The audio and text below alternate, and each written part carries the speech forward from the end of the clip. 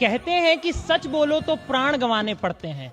मैं भी सच्चाई गागा कर शीश कटाने आया हूं, घायल भारत माता की तस्वीर दिखाने लाया हूं। सभापति महोदय, कौन से भारत को विकसित बनाने की बात कर रहे हैं आप? वो भारत जहां पिछले 5 वर्षों में महज 1160 केसेस का हवाला देकर इस देश की पार्लियामेंट्री कमेटी को यूजीसी लाना ज्यादा महत्वपूर्ण लगा, परंतु उसी दौरान 1,55,000 महिलाओं के साथ रेप हो जाने के बावजूद, जिसमें हमारे पटना की नीट छात्रा और छपरा की नाबालिग छात्रा भी शामिल रही, बजट से महिला सुरक्षा को 0.02% भी देना महत्वपूर्ण नहीं समझा गया।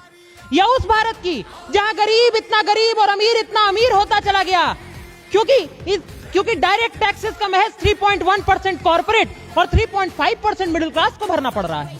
या उस भारत की जिससे एजुकेशन पॉलिसी 2020 में बजट का 6% मांगा, 6 साल बाद भी हम 2.6% नहीं दे पाए। या उस भारत की जिससे WHO ने कहा बजट का 1% मेंटल हेल्थ ट्रीटमेंट को दे दीजिए, नहीं तो $1 ट्रिलियन के नुकसान की आशंका है।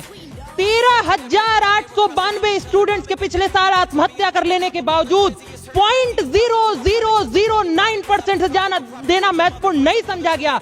कौन से भारत को विकसित बनाने की बात कर रहे हैं आप? उस भारत की जहां एक तरफ AVGC कंटेंट क्रिएटर्स लैब, खेलो India mission, India semiconductor mission 2.0 जैसी शानदार योजनाएं बजट का हिस्सा बनाई गई। या उस भारत की जिसे खंडों में बांटा गया, अल्पसंख्यकों को 3400 करोड़, दलितों को 6300 करोड़, पिछड़ों को 2500 करोड़ और आदिवासियों को 15,000 करोड़।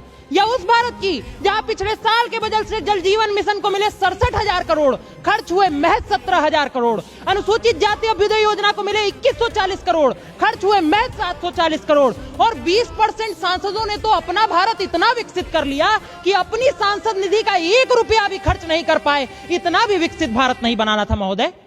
और उसके बाद कहा गया कि बजट का घाटा 4.4% हो गया है। सभापति महोदय, मेरी तो यह समझ में नहीं आता कि हमने खर्च के लिए दिए 100 रुपए, खर्च हुए 40 रुपए, 60 का तो फायदा होना चाहिए था, 64 का नुकसान कैसे हो गया? ये इस सदन के सामने सबसे बड़ा प्रश्न है।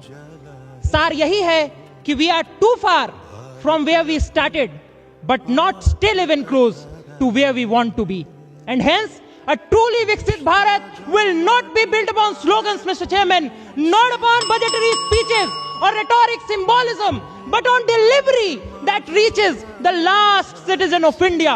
Because turning promises into reality is not a favor, Mr. Chairman. It is not even a choice. It is our kartavya, your kartavya, and the kartavya of the duly elected governments in India for Viksit Bharat at 2047. Thank you, Mr. Chairman and Madam Chair. Jai Hind.